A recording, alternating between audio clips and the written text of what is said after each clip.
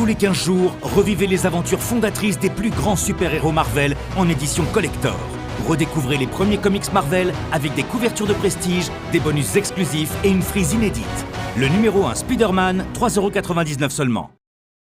Salut tout le monde, j'espère que vous allez bien. Aujourd'hui, nouvelle vidéo découverte. On va parler donc de la collection Marvel Origins avec donc la collection de chez Hachette. Vous vous rappelez, sur cette chaîne, on parle régulièrement de différentes collections. Célèbre mutant Marvel dans une collection incontournable avec des bonus exclusifs sur les coulisses de la saga. Le numéro 1, 3,99 € seulement. Alors bon, en ce moment c'est régulièrement Hachette. Il y a eu Eglomos il y a déjà plusieurs années. Wonder Woman, tous réunis dans la collection DC Comics, le meilleur des super-héros. La sélection incontournable de leurs aventures légendaires et des bonus exclusifs en édition collector. Débutez votre collection inédite d'albums cartonnés sur www.eaglemoss.fr. Votre premier volume Batman, 3,99 € seulement. Où j'ai pu faire le pigeon et continuer jusqu'au numéro, je ne sais même plus, 100 et quelques, hein, je crois, ou tout au moins pas très loin. On a pu aussi également terminer l'édition, que Hachette nous proposait sur la collection Astérix. Reconstituez chez vous le célèbre village d'Astérix. Chaque semaine, retrouvez les éléments emblématiques de l'univers des irréductibles gaulois dans une qualité exceptionnelle. Des figurines et décors peints à la main pour recréer l'ambiance du village dans les moindres détails. Et dans chaque fascicule, plongez à la découverte du monde antique. Le numéro 1, Astérix, sa maison et une palissade, 99 centimes. Où là, c'était une très grande fierté parce que, bon, je sais que certains vont dire combien d'argent j'ai pu mettre dedans. Tout au moins, moi, je voulais acquérir cette pièce de collection, donc le village d'Astérix et le village romain.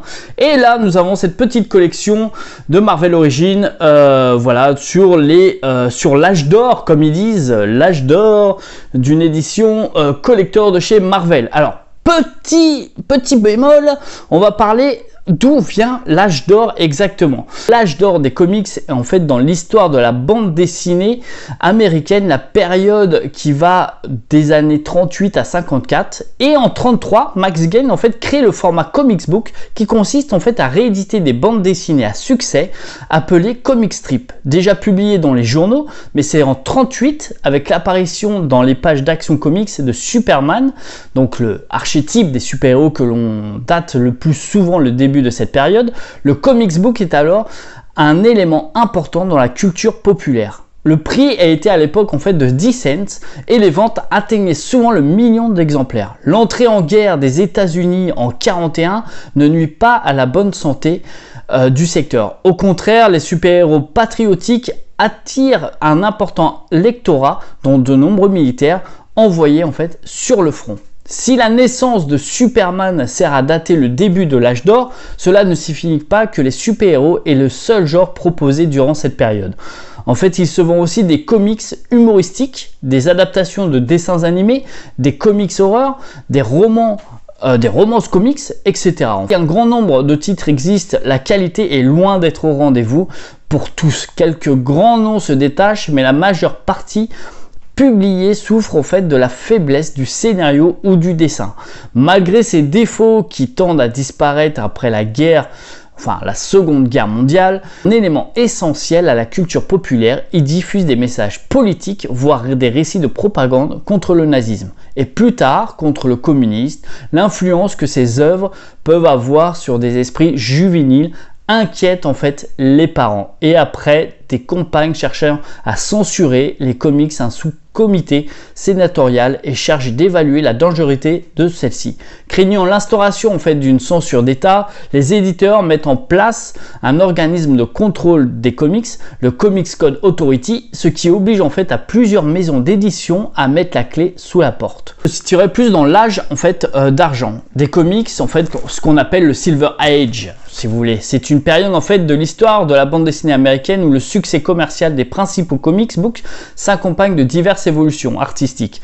C'est le retour en fait des comics de super-héros. Alors passé de mode depuis plusieurs années, qui marque le début en fait de la période succédant à l'âge d'or des comics et à une période intermédiaire dans la première moitié des années. En 1950, en fait, l'âge d'argent recouvre le laps de temps allant jusqu'à 1956, à 1960. Il laisse ensuite la place à la période suivante appelée l'âge de bronze, à laquelle ensuite l'âge moderne. Un certain nombre d'auteurs en fait importants ont contribué à la première partie de l'époque, notamment le scénariste Stan Lee, Gordon Fox, John Boom et Robert Kanigher.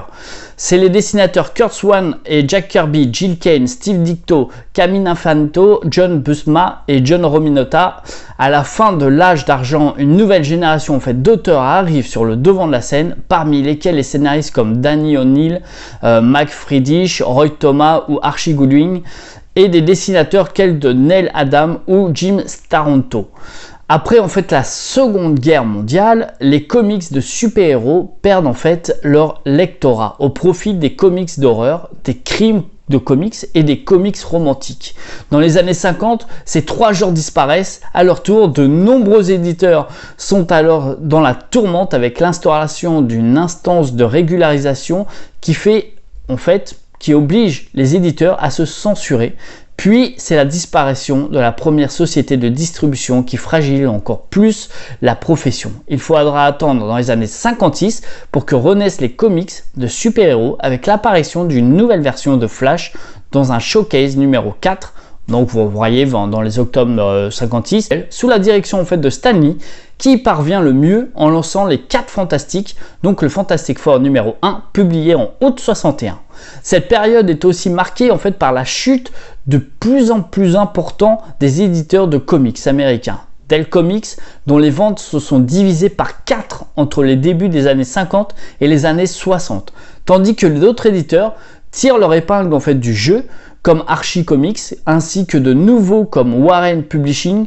Par ailleurs, les années 60 sont celles aussi de la naissance de la bande dessinée underground, en fait, qui s'attaque violemment en fait à la société américaine avec des auteurs comme Robert Crumb. Ces comics underground imposent en fait leur propre modèle économique. Là, on a parlé vraiment de ce qui était, vraiment l'âge d'or et l'âge d'argent. Donc là, on va se situer plus dans l'âge d'argent. Donc, vous pourrez voir un peu les styles de dessin. Alors, je sais que certains n'aiment pas forcément certaines planches. Comme moi, je sais que j'ai un peu de mal avec certaines planches.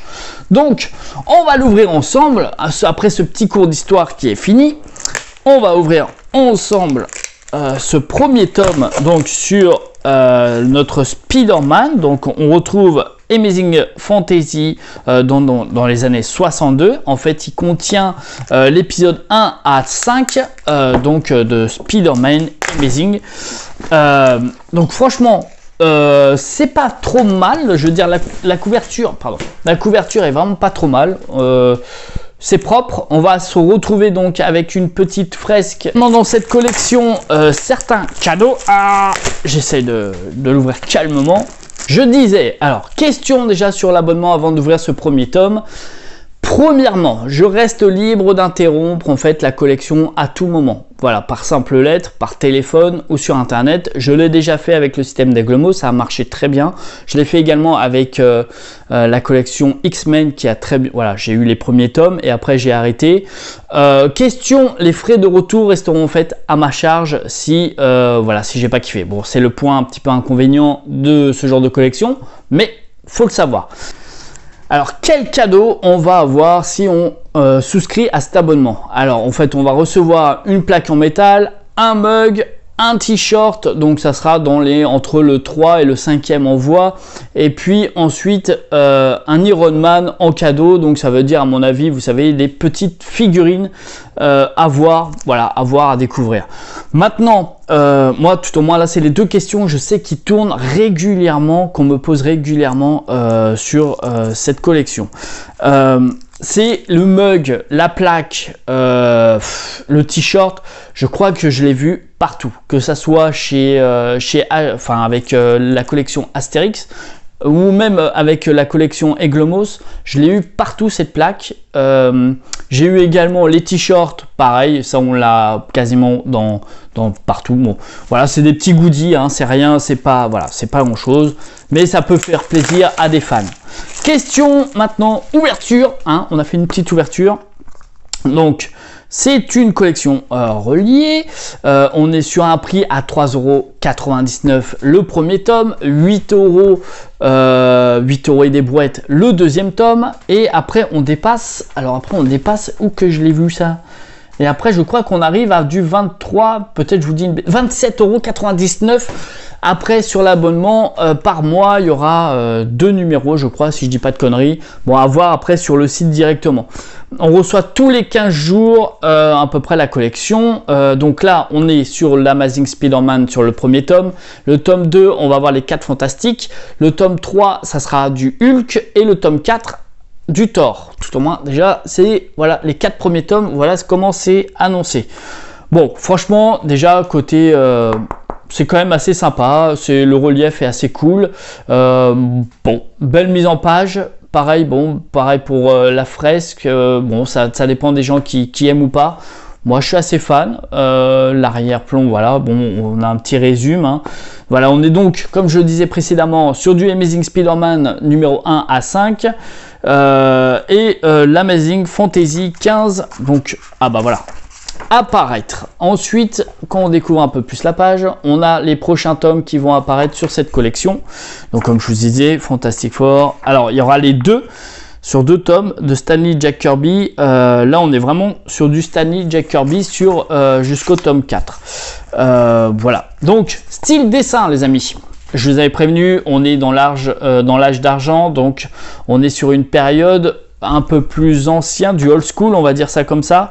Donc pour découvrir un peu vos persos, si vous n'aimez pas, voilà, ça va être ça en fait. Je pense que sur cet abonnement, si vous n'aimez pas ce style de graphique, enfin ce style de planche, cette collection ne va pas vous plaire. J'en suis convaincu parce que on est vraiment que sur ce style-là. Après, le scénario est quand même assez sympa. Ça fait toujours plaisir de retrouver justement certains personnages dans ses débuts de carrière, également en tant qu'artiste, voir ses débuts de carrière. On a des petites entrées de gamme, des petites sortes de bonus un peu explicatifs, voilà, donc Marvel avant Marvel, enfin, voilà, c'est un peu, voilà, nous raconte un peu l'âge de Marvel. On retrouve, comme je vous ai dit, un peu dans les descriptions des âges, un peu le côté, voilà, politique, etc., etc. Donc c'est une collection qui pourrait certainement ravir certains. Sincèrement, même la mise en page, c'est quand même propre. Hein, les dessins, bon voilà, faut aimer le old school, faut aimer un peu cet univers voilà, d'époque. Mais ça pourrait être une bonne collection pour tous les fans en fait de Marvel ou ceux qui sont intéressés par les débuts. Après, je sais par rapport aux jeunes lecteurs, les planches risquent de faire un peu mal. Donc à vous de voir si vous pourrez apprécier ou pas ce genre de lecture. Question bonus sur ce numéro. Qu'est-ce qu'on va avoir droit? Est-ce que ça va être un poster? Parce que je sais que dans la collection Hachette, j'ai eu droit à un beau poster. Ah bah un beau poster. Ah voilà. Ah bah voilà les amis.